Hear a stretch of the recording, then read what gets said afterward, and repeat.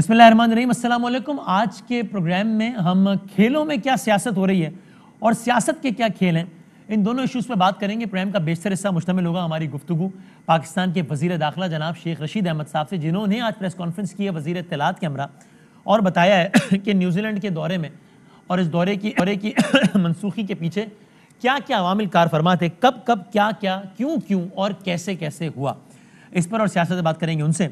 और प्रोग्राम के हम आगे मतलब दूसरे सेगमेंट में बात करेंगे हमारे फॉर्मर टेस्ट क्रिकेटर और पाकिस्तान की तारीख के बड़े ज़बरदस्त स्पिनर मुश्ताक अहमद साहब से, जो कि खुद इंग्लिश क्रिकेट बोर्ड से भी वाबस्ता रहे हैं, और जनाब काशिफ अब्बासी साहब से, जो कि पॉलिटिकल कमेंटेटर भी हैं, स्पोर्ट्स में भी गहरी दिलचस्पी रखते हैं और उन्होंने कुछ अभी हाई प्रोफाइल इंटरव्यूज़ भी किए रमीज़ राजा साहब का, बरतानवी हाई कमिश्नर का, ताकि इन दोनों का तज्जिया एक सियासी पैराए में और एक खेल के पैराए में जान सकें कि ये सब क्या हुआ है, क्यों हुआ है और कैसे हुआ है। लेकिन अभी इब्तिदा में आपको क्विकली ज़रा आपकी खिदमत में अर्ज़ कर दें कि वो क्या कहानी, वो क्या दास्तान है जो आज पाकिस्तान के दो सीनियर वज़रा ने पाकिस्तान की कौम को बताई है कि ये दौरा क्रिकेट की बल्कि स्पोर्ट दुनिया स्पोर्ट्स की तारीख का, अपनी नौयत का जो मुनफरिद तरीन वाक़या है, इसके पीछे हुकूमत पाकिस्तान के ख्याल में अवामिल क्या क्या हैं, ये आपकी खिदमत में हम क्विकली अर्ज़ कर देते हैं। मामला ये था कि 11 सितंबर का दिन था 2021, जब 18 सालों के बाद न्यूजीलैंड की क्रिकेट टीम पाकिस्तान आई। उन्होंने 3 वनडे खेलने थे, 5 T20 खेलने थे। इस दौरान जो 18 साल है, इस दौरान पाकिस्तान ने 3 मरतबा न्यूजीलैंड को होस्ट किया है, लेकिन एक न्यूट्रल वेन्यू पे, यानी कि यूनाइटेड अरब एमिरेट्स में। टू कट इट शॉर्ट, 17 सितंबर का दिन था जब पहला मैच खेला जाना था। तमाशाइयों ने टिकटें खरीद ली थी। तमाशाइयों का एक बड़ा हिस्सा अपने घरों से निकल के पिंडी क्रिकेट स्टेडियम में जाने के इंतज़ार में था। मैच में ताख़ीर हो रही थी, ताख़ीर पर ताख़ीर हो रही थी, और उसके बाद अचानक एक ड्रामाई, नाकाबिल यकीन, अफसोसनाक और हैरत अंगेज़ सूरत हाल उस वक्त पैदा हो गई जब यह बताया गया, जब ये खबरें आना शुरू हुई कि कोई प्रेस कॉन्फ्रेंस करने वाले हैं पाकिस्तान के वज़ीर दाखिला शाम में, और अफवाहें आना शुरू हो गई कि ये शायद मैच नहीं होगा, फिर ये अफवाहें आई कि शायद दौरा ही नहीं होगा, और फिर ये अफवाहें खबर का रूप धार गई, सही खबर का रूप धार गई, और यूं ये टूर्नामेंट कैंसिल हो गया। इसके बाद मामला और आगे बढ़ा और पाकिस्तान में 16 साल के बाद इंग्लैंड की क्रिकेट टीम ने आना था। 2 T20 मैचेस खेलने थे, 5 न्यूजीलैंड से और 2 इंग्लैंड से। ये 7 T20 पाकिस्तान के लिए यूं भी बहुत इंपॉर्टेंट थे कि T20 वर्ल्ड कप से पहले पाकिस्तान के लिए अच्छी प्रैक्टिस थे, लेकिन इंग्लैंड का दौरा भी मनसूख हो गया। अब इसके पीछे हुकूमत पाकिस्तान के ख्याल में क्या दास्तान है, ये भी सुन लीजिए। 11 सितंबर को न्यूजीलैंड की टीम आई है और ये मामला पाकिस्तान की हुकूमत के ख्याल में शुरू होता है 19 अगस्त से। 19 अगस्त को क्या होता है? 19 अगस्त को वो पहला दिन है जब फेसबुक पर एक पोस्ट अपलोड होती है एहसानुल्लाह एहसान के नाम से, जो कि तहरीक तालिबान पाकिस्तान से वाबस्ता रहे, आप सब जानते हैं। और उस पोस्ट में ये कहा जाता है कि न्यूजीलैंड की टीम पाकिस्तान आई तो उस पर हमला किया जाएगा। ये होता है 19 अगस्त को। इसके बाद क्या होता है? इसके 2 दिन बाद 21 अगस्त को हिंदुस्तान टाइम्स में ये आर्टिकल, एक यानी इस खबर को बड़ा प्रमोट करके और इस खबर को बाकायदा तौर पर कवर किया जाता है, हिंदुस्तान टाइम्स में छापा जाता है भारतीय सहाफ़ी अभिनंदन मिश्रा की जानिब से। ये होता है 21 अगस्त को।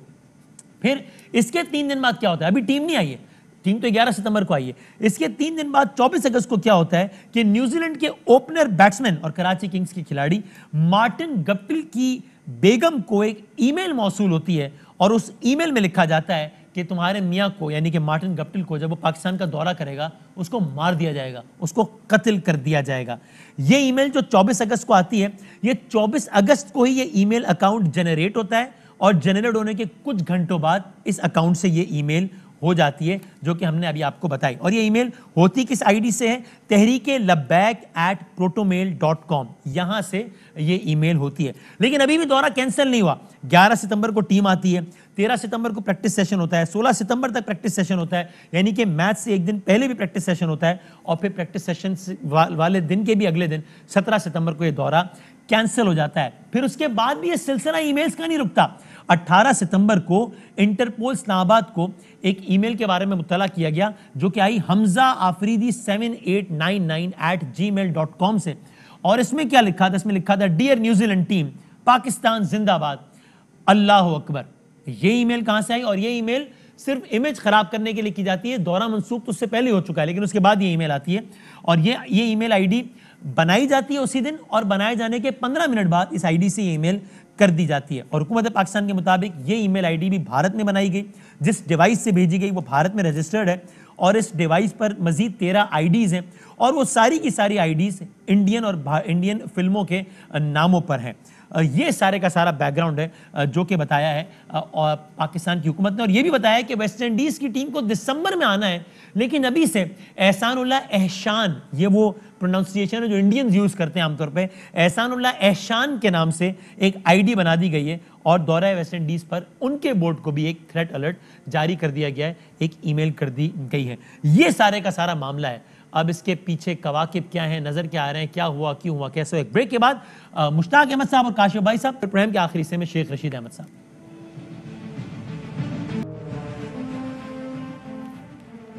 खुश आमदेद। जिस तरह मैंने इब्तिदा में अर्ज़ किया था, बगैर किसी तमीद के मुश्ताक अहमद साहब जो कि ऑफकोर्स फॉर्मर टेस्ट क्रिकेटर हैं और खुद इंग्लिश क्रिकेट बोर्ड से भी वाबस्ता रहे हैं, और काशिफ अब्बासी साहब जिन्होंने जो खुद बड़े क्रिकेट के फ़ैन हैं, उन्होंने बड़े रेलेवेंट इंटरव्यूज़ भी किए, पीसीबी चेयरमैन का आज, इससे पहले बरतानवी हाई कमिश्नर कल, दोनों हमारे साथ मौजूद हैं। आखिरी सेगमेंट में शेख रशीद साहब होंगे।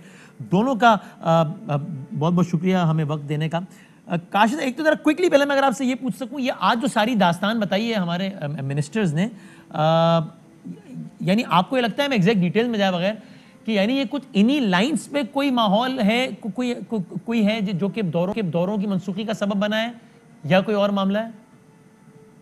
देखिए, उनकी जितनी एग्जैक्ट डिटेल्स हैं जो उन्होंने शेयर की हैं, जो अकाउंट्स की बेस तक गए हैं कि ये अकाउंट इस दिन बना, इधर बना, उसने ये सारा कुछ किया, उसको सुन के तो यही लगता है कि शायद they must have figured it out कि ये, तो आप तो देखें, मैं तो ज्यादा टेक्नोलॉजी से ज्यादा अवेयर नहीं हूँ, ये जो इंटरनेट की टेक्नोलॉजी है, कि सोशल मीडिया कैसे काम करता है, बट आई एम श्योर हमने अपने जो एक्सपर्ट्स हैं उन्हीं की ये सारी डिगिंग होगी, उन्हीं ने एक सारा निकाला होगा कि अकाउंट कौन सा था, किस अकाउंट से क्या हुआ है। तो अभी तक तो मेरे पास कोई रीजन नहीं है इसको डाउट करने। ओके, सही है। और मुश्ताक साहब, आप बताइएगा कि आपका क्या ख्याल है। आप ज़ाहिर है चूँकि वहाँ मतलब आपने सालों तक उनको कोच भी किया है, तो उनके खिलाड़ियों के, उनके बोर्ड के आप मिजाज से भी आशना है। ये इंग्लैंड की मनसूखी का क्या सबब बना है? यानी चूँकि आई एम श्योर अभी तो ये था कि हुकूमत पाकिस्तान उनको बाकायदा मुत्तला भी कर सकती है ना, न्यूजीलैंड का तो चलें अचानक एक हो गया मामला, बता सकती है कि भाई देखें ये सारी डिटेल जो आज बताई कि भाई ये सारे का सारा मामला फेक था, इस तरह था, इस तरह था, उन्होंने क्यों दौरा कैंसिल कर दिया? वजह वही जो बता रहे हैं, वो कह रहे हैं जो खिलाड़ी थक गए थे, खिलाड़ी प्रेशर में आते हैं, वर्ल्ड कप से पहले इस माहौल में नहीं खिलाना चाहते थे हम खिलाड़ियों को। You buy this argument Mushtaq साहब? बिस्मिल्लाहिर्रहमानिर्रहीम, नॉट एट ऑल वसीम, बिल्कुल नहीं। उसकी रीजन पता है क्या है? उसकी रीजन पता है क्या है? कि अभी 2 साल पहले अगर आपको याद होगा कि हमने एक टूर किया था जिसमें पेंडेमिक बहुत तेजी से वहाँ पे फैल रहा था, कोरोना की तेजी इतनी थी कि बहुत ज्यादा अमवात हो रही थी वहाँ पे, और हमने टूर किया था वहाँ पे, and they were very thankful to us, they were very thankful to PCB.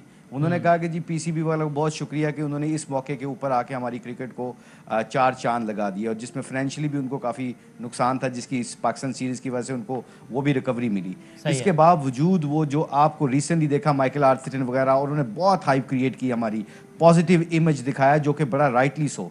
I think जो अब मैं ये जानना मुझे जो समझ आती है, बीइंग अंडरस्टैंडिंग देम, मुझे जो उनके साथ काम करने का मौका मिला और जितना भी मैं उनके साथ रहा हूँ, आई थिंक ये ऐसी बात नहीं है कि थक गए हैं, ये कोई एक्सक्यूज़ नहीं है। इंटरनेशनल कमिटमेंट के ऊपर आप कोई नहीं, आप बी टीम को भिजवा सकते थे। अभी कोरोना का जो इंसिडेंट हुआ था पाकिस्तान के खिलाफ मैचेस में, उन्होंने बी टीम को खिला दिया था, और उसके ऊपर ये अगर इन्होंने टीम को भेजना होता तो ये वो अपनी बी टीम को भिजवा सकते थे। वजह आपके ख्याल में क्या है? कि जी हमारे प्लेयर्स, मेरा अपना ज़ाती ख्याल है कि ये पॉलिटिकल कोई रीजन है। अगर देखा जाए तो ICC should find out this. ICC being international organization, उनको ये पूछना चाहिए कि क्यों आप पुल आउट कर गए हैं। और जो मुझे लग रहा है कि आईपीएल के मैचेस भी इंडिया उधर यूएई में हो रहे हैं, उनके काफ़ी प्लेयर एंगेज हैं वहाँ पे, और इसकी एक रीज़न बन सकती है। उसके अलावा तो कोई रीज़न नज़र नहीं आती अगर फ्रैंकली स्पीकिंग। तो मेरा अपना ज़ाती ख्याल है कि ये कोई एक्सक्यूज़ नहीं है, और अगर ये इन्होंने कोई पॉलिटिकल या किसी का इन्फ्लुएंस लेके ये किया है तो मॉरली ये अच्छा नहीं किया। Right, okay. अच्छा, और काशिफ भाई साहब, आप ये बताइएगा, आपके प्रोग्राम में आते हैं हाई कमिश्नर और वो एक और टेलीविजन इंटरव्यू भी देते हैं, और जिसमें वो ये क्लियर करते हैं कि भाई हमने दौरा किसी थ्रेट की वजह से मनसूख नहीं किया। वो बताते भी है कि मैंने कोई थ्रेट अलर्ट अपने मुल्क को नहीं भेजा है, बल्कि वो डिफरेंट रीजन बताया जो कि हमने डिस्कस किया। मैं सिर्फ सोचता हूँ, आपका इस पर तज्जिया किया, आपने उनको इंटरव्यू भी किया, मुलाकात भी की, यानी उनको ये क्लैरिफाई करने की क्या ज़रूरत है? ये क्लैरिफाई करके तो और डिबेट में आ गए ना वो, कि यार ये मतलब क्या है, यानी ये किस तरह का रीज़न है। खामोश रहते तो फिर भी लोग कहते हैं, उनको डाउट, बेनिफिट ऑफ डाउट शायद देते हैं कि भाई न्यूजीलैंड को भी खतरा लगा, इनको भी खतरा लगा। इन्होंने तो आके बताया कि नहीं, हमें खतरा नहीं लगा, इंग्लिश क्रिकेट बोर्ड का डिसीजन था, और वो हमारे खिलाड़ी प्रेशर में आते, और वर्ल्ड कप से पहले हम प्रेशर में डालना नहीं चाहते। ये क्यों किया होगा उन्होंने आपके तज्जिए में? देखिए तजवीज़ की जरूरत नहीं। इसमें इंग्लिश क्रिकेट बोर्ड की जो प्रेस रिलीज आई थी जिसमें दौरा कैंसिल किया गया था, उसमें तो सिक्योरिटी का मेंशन ही नहीं किया गया ना। तो ये थोड़ी कहा गया कि सिक्योरिटी की खतरात की वजह से हम ये दौरा कैंसिल करें। उसमें तो फटीक का फैक्टर ही बताया गया कि जी वर्ल्ड कप आ रहा है तो मेंस वर्ल्ड कप और थक जाएंगे, तो मेंटल प्रेशर कोरोना की वजह से। तो कल मैं हाई कमिश्नर को भी ये पूछा था, ये तो क्रिकेट इतने अगर इनके कमजोर प्लेयर हैं जो 4 दिन का प्रेशर 2 मैचेस का 3 मैचेस का नहीं ले सकते, इनको तो वैसे टीम में नहीं होना चाहिए, इनको वैसे बाहर निकाल देना चाहिए, पहली चीज। दूसरा इसमें बड़ा रोला ये है, अगर यू ब्रेक इट डाउन, अगर आप बर्तानिया की फुटबॉल देखें जो उनका सबसे बड़ा स्पोर्ट है, सही है, जिसमें एक एक प्लेयर 100-150 मिलियन पाउंड में ट्रेड होता है, इतनी बड़ी स्पोर्ट है ये। उसमें 9 महीने ये लोग फुटबॉल खेलते हैं, बबल में 9 महीने फुटबॉल खेलते हैं, 3 महीने वो अपनी नेशनल स्पोर्ट यानी यूरोस खेलने, इस साल अगले साल वर्ल्ड कप खेलेंगे। सही है। सो प्लेयर के लिए तो ये एक्सक्यूज होता ही नहीं कि मैं थक गया हूँ, मेरे में बहुत प्रेशर है। ये असल प्रेशर किस चीज का है? ये जैसे मुझी भाई ने कहा, आईसीसी को इन्वेस्टिगेट करना चाहिए कि इंडियन प्रेशर कैसा है। क्या आईपीएल का प्रेशर तो नहीं था, क्योंकि आईपीएल के नॉकआउट स्टेजेस, हमारा दौरा तो शायद 8 महीने पहले का प्लान है।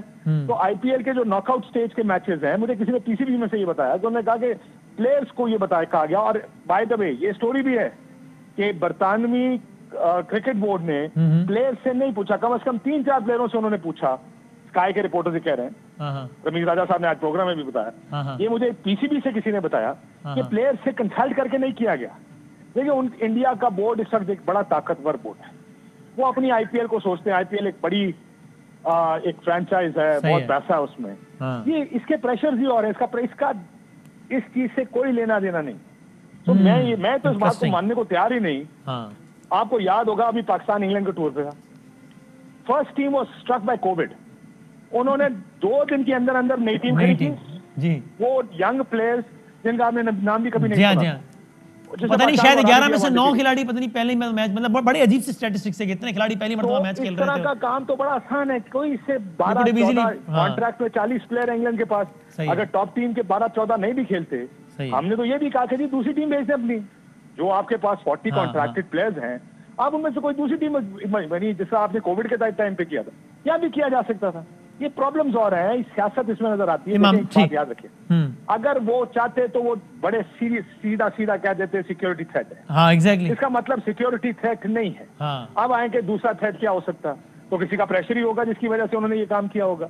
तो ये you have to break it down, आहिस्ता आहिस्ता बहुत सी चीजें सामने आएंगी। ठीक है। और मुश्ताक साहब, अब आपको लगता है यानी अब हमने ज़ाहिर वर्ल्ड कप जाना है, और हमारे जो चेयरमैन है उन्होंने पूरा माहौल बना दिया कह के कि अब इसको जंग समझ के लड़ें और इंडिया को ये मजा चखाएं, न्यूजीलैंड के साथ ये करें वो करें।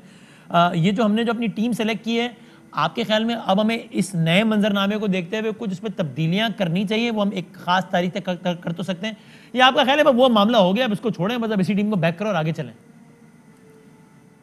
आई थिंक जो अभी इमरान भाई टीम को मिले हैं आज, I think it's a very good idea. उसकी वजह ये है कि इमरान भाई मेंटली जो उनको तगड़ा किया होगा, क्योंकि इस वक्त पाकिस्तानी प्लेयर्स खुद भी मॉरली काफ़ी डाउन होंगे, क्योंकि पिछले काफ़ी महीनों से वो क्रिकेट भी नहीं खेल रहे और कंपेटिटिव क्रिकेट नहीं खेल रहे। तो आई थिंक इमरान भाई का आज मिलना एक मोटिवेशन मिलेगी उनको, और जो इमरान भाई जो मीडिया के थ्रू हमें बातें पता चल रही हैं वो बहुत अच्छी हैं, क्योंकि मुझे पता है, मैं उनके साथ खेला हुआ हूँ कि जब वो किसी से बात करते, किसी प्लेयर्स या हमसे बात करते थे, तो एक मोटिवेशन आती थी। उस मोटिवेशन का मतलब ये है कि this is the right time to perform international level के ऊपर। आप जाके इतनी अच्छी परफॉर्मेंस करो कि ये लोगों को पता चले कि हमारे साथ इन्होंने जस्टिफाई नहीं किया, but look at our brand of cricket we play.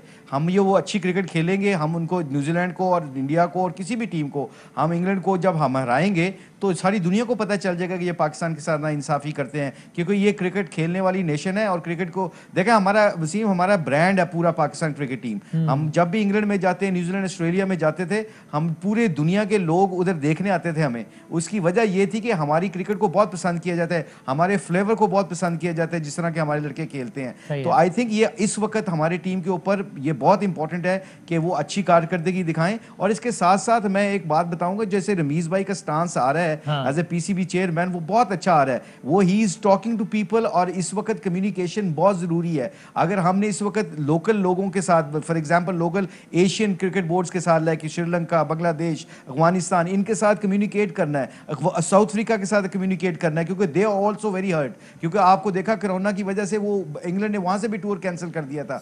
तो ये कोई राजदारी तो नहीं है ना कि आप जब चाहें आप टूर कैंसिल कर दें। तो ICC should jump into it. मैं बार बार यही कह रहा हूं कि आईसीसी का रोल यहाँ पे इंपॉर्टेंट आ जाता है। आप रमीज भाई ने जैसे आज प्रेस कॉन्फ्रेंस में कहा है कि I should go and speak to ICC and ask them कि मेरा बताएं तो सही कि रीजन क्या बनी। दे शुड आस्क देम, क्योंकि उनकी सिक्योरिटी वाला ऑफिसर और न्यूजीलैंड की सिक्योरिटी वाला ऑफिसर हमारे अब कितने हफ्ते रह के गए पाकिस्तान में। तो आई थिंक ये तो सारा मामला ही सारा उल्टा हो गया ना इसमें। तो आई पर्सनली बिलीव दैट कि पाकिस्तान की क्रिकेट को अच्छा, पाकिस्तान इंशाल्लाह अब मोटिवेट के साथ और तगड़ी क्रिकेट खेलेगा इंशाल्लाह। Thank you very much Kashif भाई साहब, मुश्ताक अहमद साहब, बहुत बहुत शुक्रिया। पाकिस्तान के वजीर दाखिला जिन्होंने आज इस हवाले से तफसीली प्रेस कॉन्फ्रेंस की, उनसे जानेंगे कि वो क्या जानते हैं इस बारे में। ये एहसानुल्लाह एहसान का फेसबुक पोस्ट क्या वाकई कुछ ये असल है या फेक है? क्या ये सारी चीज़ें कम्युनिकेट की हैं हमने न्यूजीलैंड बोर्ड को? क्या हम ये चीज़ें कम्युनिकेट करके ऑस्ट्रेलिया को नहीं रोक सकते कि भाई आपने तो आना है फरवरी में ना, ये हम आपको अभी सारी इत्तला दे रहे हैं, सब फेक था, ऑस्ट्रेलिया को कन्विंस कर सकते हैं हम? ये सब कुछ और बहुत कुछ शेख रशीद अहमद साहब से ब्रेक के बाद। पाकिस्तान के वफाकी वज़ीर दाखिला जनाब शेख रशीद अहमद साहब हमारे साथ हैं। शेख साहब अस्सलाम वालेकुम। वालेकुम अस्सलाम। सर बहुत शुक्रिया वक्त देने का, बड़े से बाद आपसे बात हो रही है। पहले तो शेख साहब बता दीजिए कि सारा जो आपने और फवाद साहब ने आज की प्रेस कॉन्फ्रेंस में आर्ग्यूमेंट बिल्ड किया है, तो हमने क्या अपने ज़राए से ये कंफर्म कर लिया है कि एहसानुल्लाह एहसान ने या तहरीक तालिबान ने हकीकतन कोई धमकी आमेज पैगाम नशर नहीं किया था और वो जो पोस्ट चली थी एहसानुल्लाह एहसान के नाम से वो फेक थी?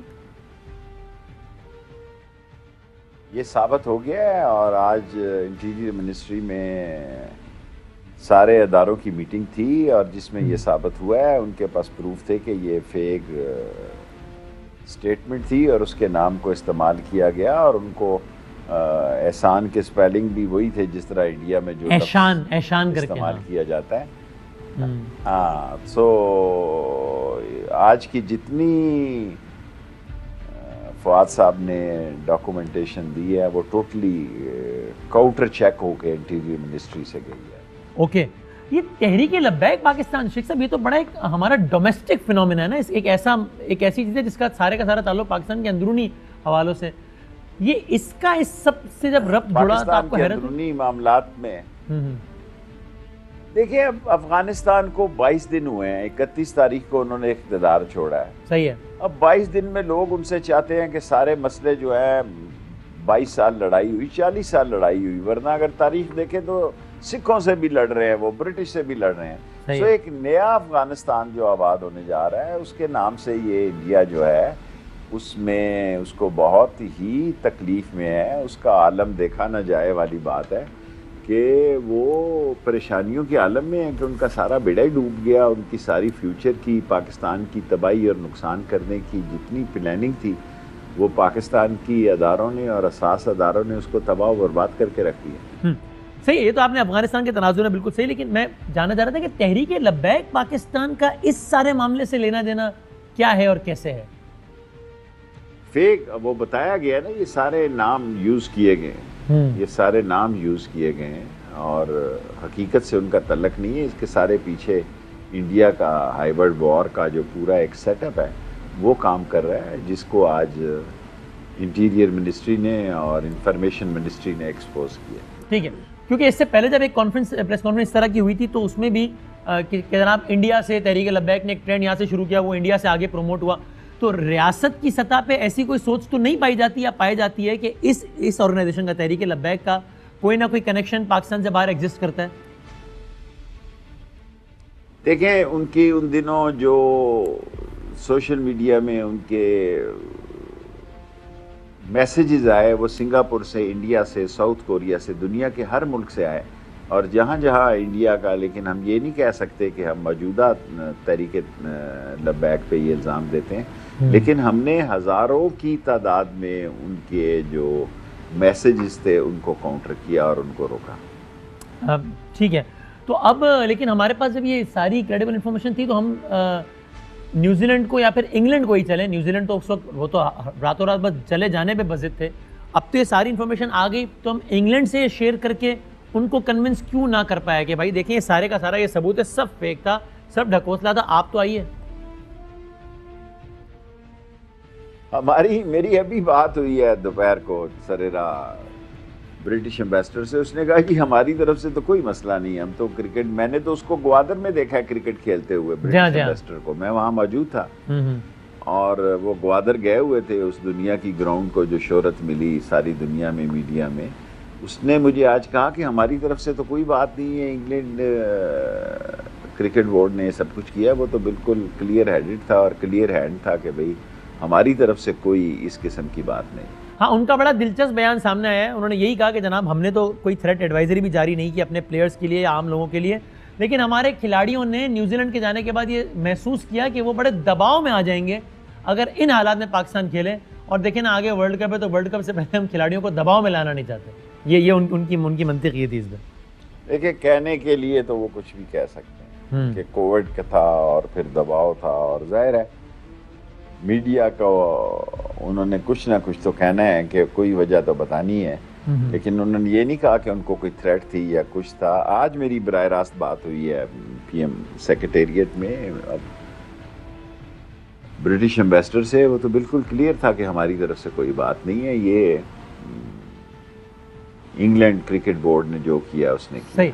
अच्छा, और इसमें हमारी तरफ से जो एक मरासला जारी हुआ था कि जनाब चहलों में इमाम हुसैन और न्यूजीलैंड की क्रिकेट टीम पर अटैक का खदशा है, बस ये 13 तारीख को एक उन्होंने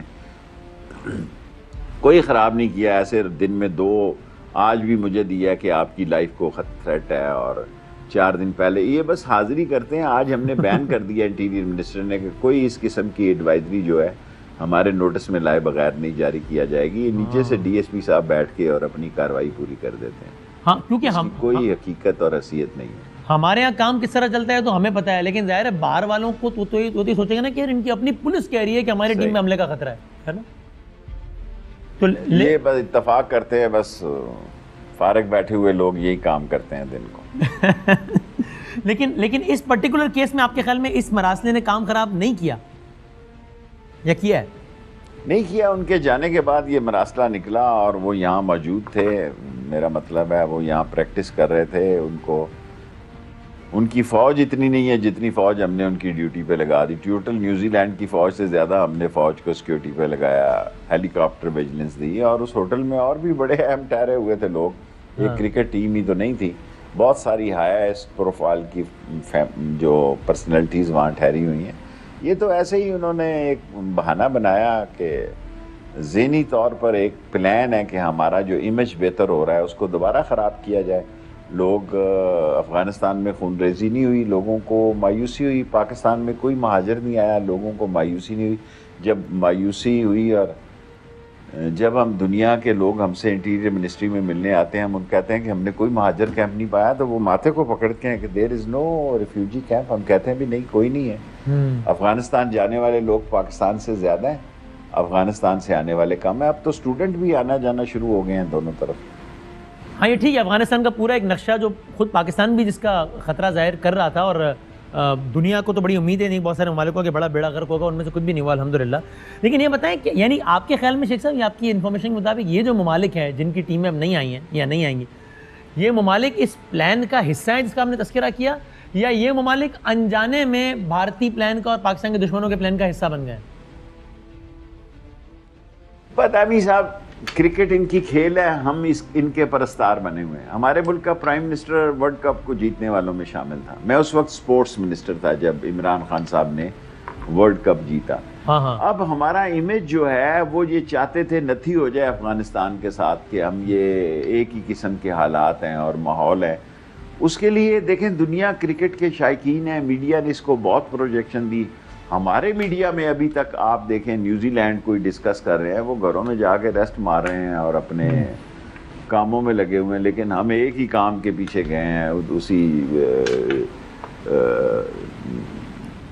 रास्ते पे चल रहे हैं जिसको ख़त्म हुए भी दिन हो गए।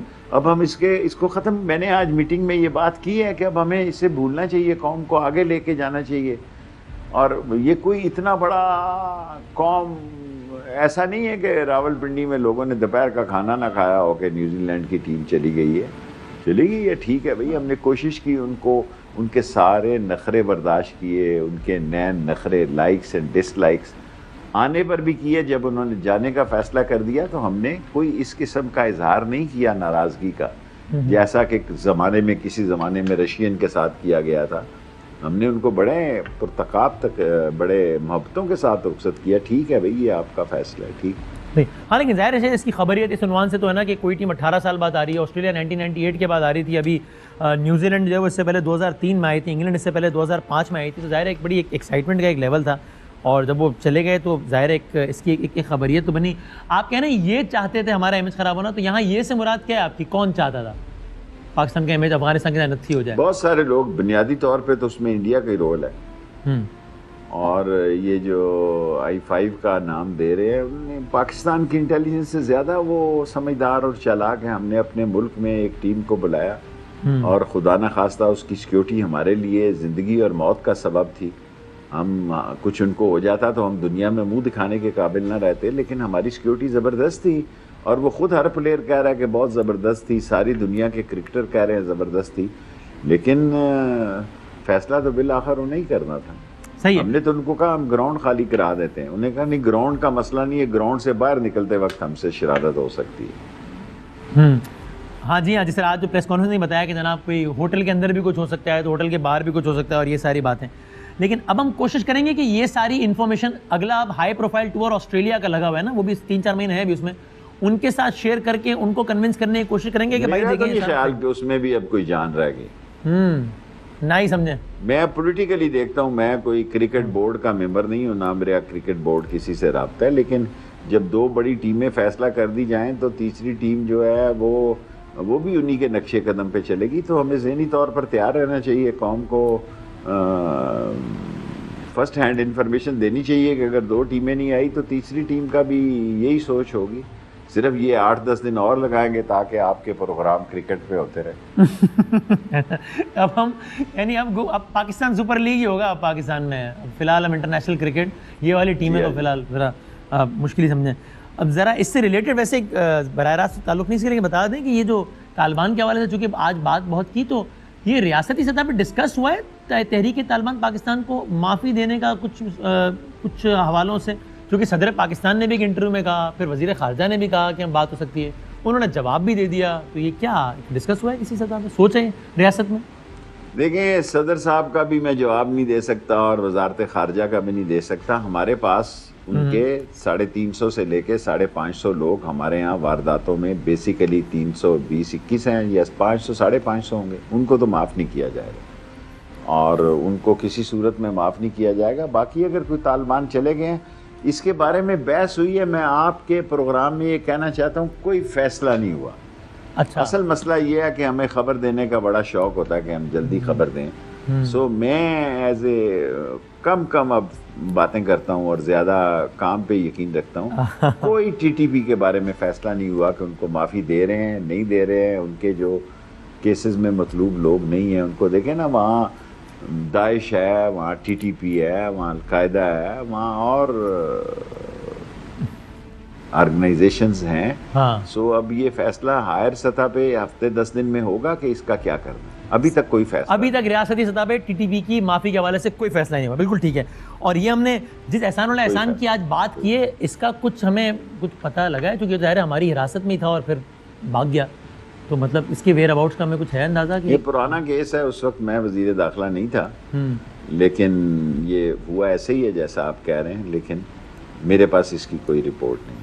ठीक है। अच्छा, और शेख साहब इसी से मुंसलिक बात अफगानिस्तान की भी मुझे याद है कि आप मैंने तो अपने तौर पर पहला बयान किसी हाई प्रोफाइल शख्सियत से जो सुना था वो आपसे सुना था, जब आपने कहा था कि ये नए तालिबान होंगे। तब फॉल ऑफ काबुल नहीं हुआ था, तब तो ये तज्जिया हो रहे थे कि तालिबान आएंगे, गले कटेंगे, ये होगा, पता नहीं क्या हो जाएगा, क़यामत आ जाएगी। तब आपने ये बहस छेड़ी थी, मुझे याद है, हमने इस पर प्रोग्राम भी किया था। और अभी तो फिलहाल तो ऐसा ही, और अल्लाह करे आगे भी ऐसा ही रहे कि पुरअमन रहे मामला। आप अपनी राय पे कायम हैं? आपको लगता है कि बहरहाल छोटा मोटा उनके मिजाज में तो ठीक है चलता रहेगा, लेकिन बतौर मजमूई लॉन्ग रन में अफगानिस्तान माजी की निस्बत पुरअमन ही रहेगा? आपको अभी भी लगता है ऐसे ही? मुझे ऐसा ही लगता है, और उनकी कोशिश भी ये होगी, लेकिन उन्हें डिस्टेबल करने के लिए लोग कोशिश करेंगे। पाकिस्तान अफगानिस्तान खित्ते के बड़े अहम मुल्क हैं, और हमारा देखें बॉर्डर जो है तोरखंबी और चमन बिल्कुल ठीक जा रहा है। मैंने अभी आपको बताया यहाँ से जाने वाले ज़्यादा हैं, आने वाले कम हैं। जो ये सोचे बैठे थे कि तारों पे लोग लटके होंगे लाखों की तादाद में, और दुनिया की वर्ल्ड ऑर्गेनाइजेशन कह रही थी कि 7 मिलियन लोग आ जाएंगे, 3 मिलियन हमारे पास पहले हैं। अगर ये तालिबान स्टेबल हो जाते हैं तो हम इन 3 मिलियन को भी कहेंगे कि आप वापस ले लो, बात ख़त्म करें। सही है।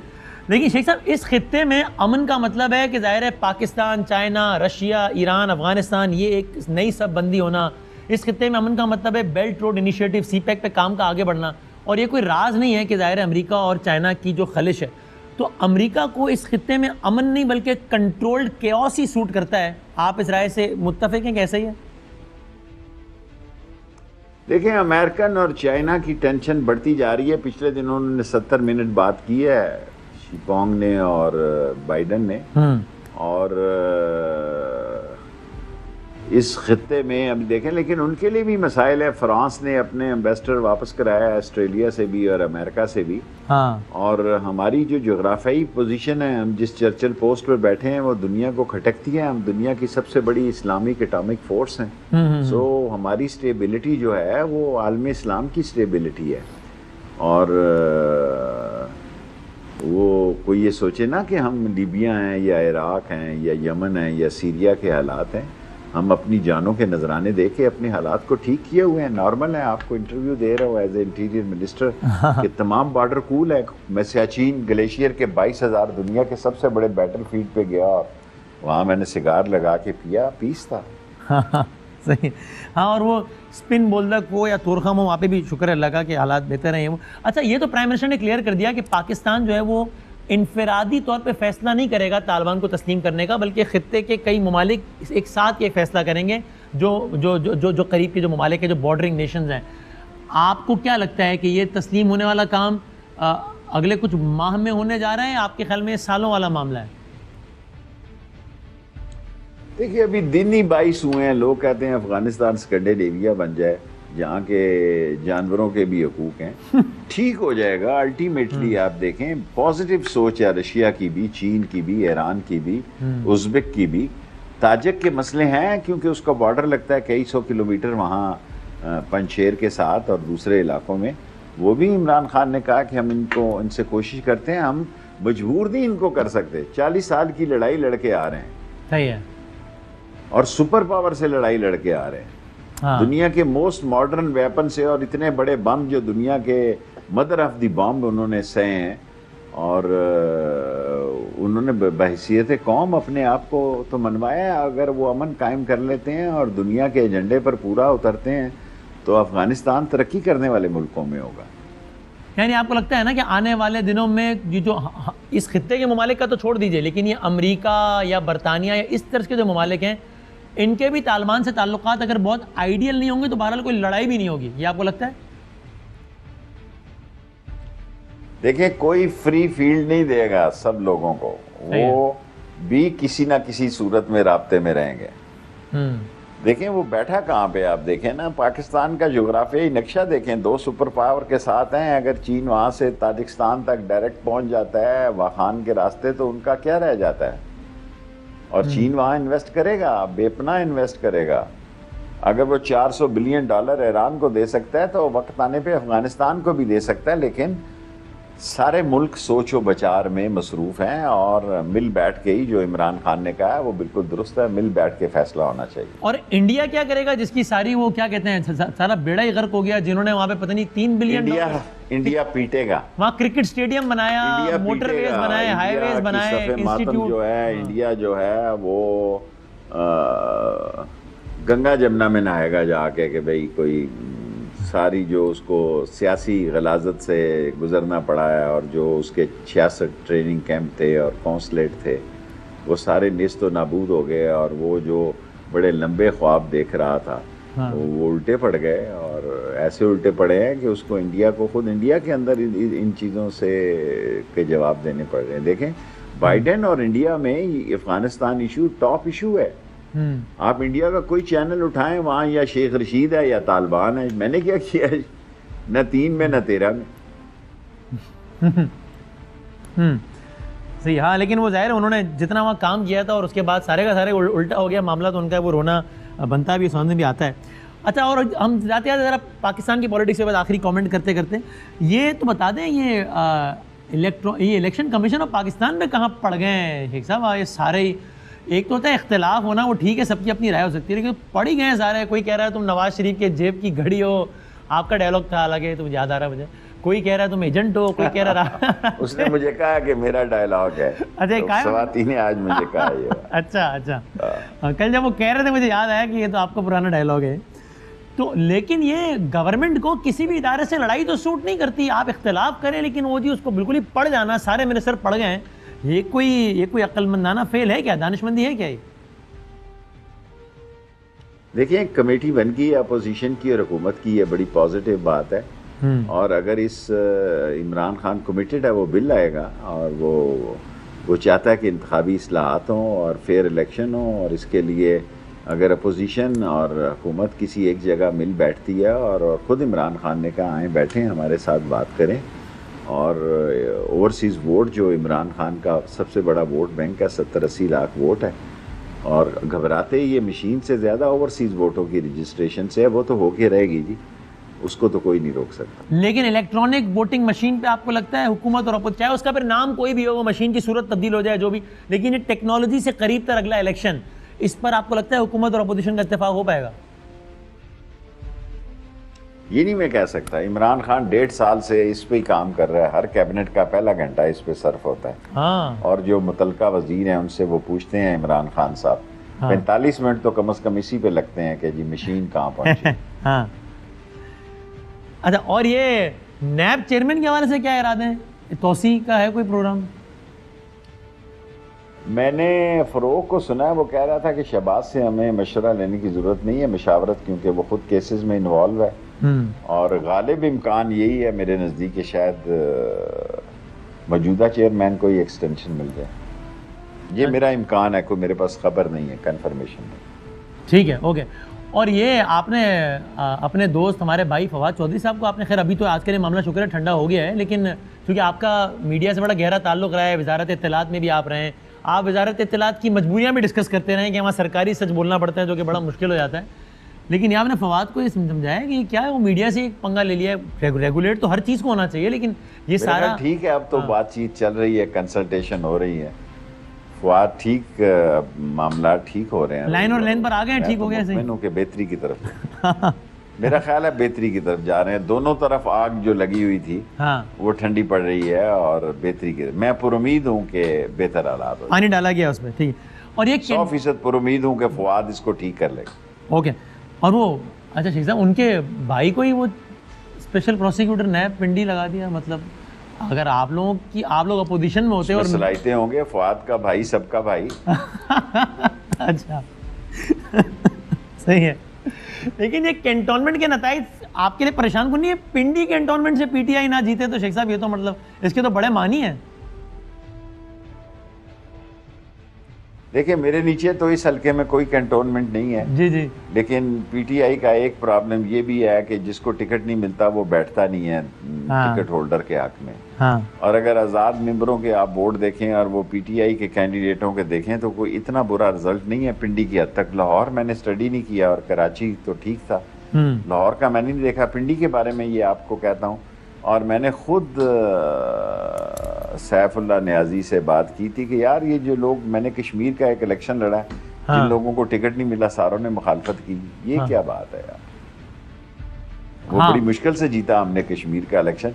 एक रक्षा ड्राइवर को टिकट क्या दिलवा दिया खान साहब से कि मुसीबत पड़ गई, शुक्र है जीत गए। हाँ। और ये पंजाब में तो जाहिर है वो उसके रिजल्ट्स आए और आपने कहा मैंने देखा नहीं, लेकिन जाहिर है उसके नताइज तो हम सबके सामने हैं। सिंध में आपको लगता है ये पीटीआई कुछ कर पाएगी? अरबाब गुलाम रहीम साहब को लाएं जी कि वो देखें चीज़ें। वो सिंध में पीपल्स पार्टी, खासतौर पे शहरी सिंध की बात, ये देही सिंध की बात कर रहा हूँ मैं, वहाँ जितनी तगड़ी है पीपल्स पार्टी, आपको लगता है पीटीआई कुछ कर जाएगी प्रैक्टिकली स्पीकिंग? तज्जिया एज अ पॉलिटिकल कमेंटेटर। पिछले इलेक्शन को मैं देख रहा था, अब तो मैं नहीं देख रहा, सूबों की मैं सियासत नहीं कर रहा। उस वक्त पीटीआई अगर ज़रा मेहनत करती सिंध में और टिकटें ठीक देती तो हालात बेहतर होते। अब तो मैं कोई सूबों की सियासत ही नहीं करता बिल्कुल, ना मैंने ज़िंदगी में कभी की है। उस वक्त मैं देख रहा था, क्योंकि इमरान खान के साथ इलेक्शन कैंपेन में था, मेरी ये राय थी कि अगर हम बेहतर टिकट देते तो बेहतर नतीजे निकल सकते थे। और नवाज शरीफ अगले इलेक्शन से पहले आप देखते हैं नवाज शरीफ को पाकिस्तान आता हुआ? मैं तो नहीं देख रहा। अच्छा। मैं नून लीग को नहीं देख रहा, पता नहीं 2 साल में क्या होना है क्या नहीं होना। मैं इमरान खान खुश नसीब है कि उसको ऐसी जाहिल और नालायक और नकम्मी और निकट्ठू और नॉनसेंस अपोजिशन मिली है। दुनिया किधर जा रही है, ये किधर जा रहे हैं। यहाँ पाकिस्तान की सलामती के सवाल पैदा हो रहे हैं और ये 52 जलसों का प्रोग्राम दे रहे हैं, वो इलेक्शन कैंपेन पे हैं। जब इलेक्शन कैंपेन नज़दीक होगी तो फिर बात करेंगे कि दाल का क्या भाव है और हालात क्या हैं। अगस्त 2023 है टेक्निकली स्पीकिंग अगला इलेक्शन, इसके आसपास में 2-3 महीने प्लस माइनस, ये उससे कितना पहले हो जाएंगे आपके ख्याल में, या टाइम पर ही होंगे? मुझे नहीं ख्याल के होंगे। अगस्त 2022 को मैं अहमियत देता हूँ कि 1 साल के अंदर अंदर हमने डिलीवर करना है। 23 तो फिर इलेक्शन कैंपेन का साल होता है। जो काम कराओ लोग कहते हैं देखिए ना वोट लेने से ना आ गया। सो उसकी कोई हैसियत नहीं होती। हाथ भी मिलाओ तो कहता है ये पहले हाथ ही नहीं मिलाता था सही तरह, इस तरह हाथ 2 उंगलियां मिलाता था, अब दोनों हाथ इकट्ठे मिलाता है। सो लोगों की अपनी भी, लोग कहते हैं अच्छा अगली दफा आसी तो फिर गाल कर सा। नहीं। और जो सबसे बड़ा चैलेंज है गवर्नमेंट का, जो आप भी कहते रहे, मेरी अपनी भी ये राय है कि किसी नून लीग किसी पीपल्स पार्टी से बड़ा चैलेंज महंगाई, आटा दाल चीनी पेट्रोल है। इससे कितना काबू पा सकी हुकूमत, या अभी गड़बड़ है आपके ख्याल में? महंगाई तो बढ़ रही है, बहुत बढ़ रही है भाई। ये 3 चीज़ें जो हैं इस पर हमें काबू पाना चाहिए। यही हमारा मसला है और दुनिया में इसके रेट्स बढ़े हैं। और अगर मैं आपके सामने कहूँ कि ये मसला नहीं है तो लोग कहेंगे बकवास कर रहा है। सो ये आटा दाल और चीनी जो है हमारा मसला है, आटा घी और चीनी, और इसकी कीमतों को हमें कम करना है। और अगर मैं आपसे कहूँ पेट्रोल तो दुनिया में कम हो तो कम होगा, वरना तो नहीं हो सकता। वो कुछ पिछले अपने बयानात भी ज़्यादा गले पड़ जाते हैं ना, क्योंकि ज़ाहिर है 100 दफ़ा खान साहब ने कहा है कि पेट्रोल महंगा हो तो मतलब ये होता है, बस उसका मतलब ये होता है कि वज़ीर आज़म चोर है बस। देखिए मैं अगर आपसे कहूँ शेख साहब कि पाकिस्तान में 75%, जी हाँ 75% लोगों की आमदनी बढ़ी है, तो आप मेरी इस राय से इत्तेफाक करेंगे? देखिए आमदनी भी बढ़ी है लेकिन महंगाई भी बढ़ी है, और दोनों तरफ हमें बैलेंस बात करनी चाहिए ना, वरना लोग प्रोग्राम में ये ना कहें बकवास कर रहे हैं। और महंगाई बढ़ने का तनासुब आमदनी बढ़ने के तनासुब से ज्यादा है, ऐसा ही है? किसानों में तो पैसा गया है, जमींदारों में तो पैसा किया है, तनख्वाह पेशा आदमी की मसाइल है। इस मेरे नज़दीक इस मुल्क में सिर्फ जो तनख्वाह सरकारी तनख्वाह पे गुजारा कर रहे हैं उनके लिए मसले हैं। राइट, देखते हैं क्या होता है। पाकिस्तान में सिर्फ पिसा तबका जो है तनख्वाह पेशा तबका है। सही। बहुत शुक्रिया शेख रशीद साहब, अवामी मुस्लिम लीग के सरबराह शेख रशीद साहब मुख्तलिफ उमूर पे बात कर रहे थे। अहम तरीन खबरें अब एक क्लिक की दूरी पर। आपके पसंदीदा टॉक शोज हों या अहम मुल्की या गैर मुल्की शख्सियात की न्यूज कॉन्फ्रेंसेस, हर लम्हा बाखबर रहने के लिए सब्सक्राइब करें हमारा यूट्यूब चैनल। मौसम की सूरत हाल हो या खेल के मैदान से खबरें, अपने मोबाइल फोन से मुल्की और बैनुल-अक़वामी अहम खबरों तक रसाई के लिए डाउनलोड कीजिए मोबाइल ऐप। बावसूख ज़राए से मुसद्दिका खबरों, तज्ज़ियों और तबसरों से मुस्तफ़ीद होने के लिए विजिट कीजिए पाकिस्तान की सबसे बड़ी न्यूज वेबसाइट www.arYnews.tv। इन सब के अलावा पाकिस्तान का सबसे बड़ा फेसबुक पेज हो, सबसे बड़ा न्यूज इंस्टाग्राम अकाउंट या फिर ट्विटर, ARY न्यूज पहुंचा रहा है खबरें सबसे पहले आप तक, ताकि आप रहें हर लम्हा बाखबर।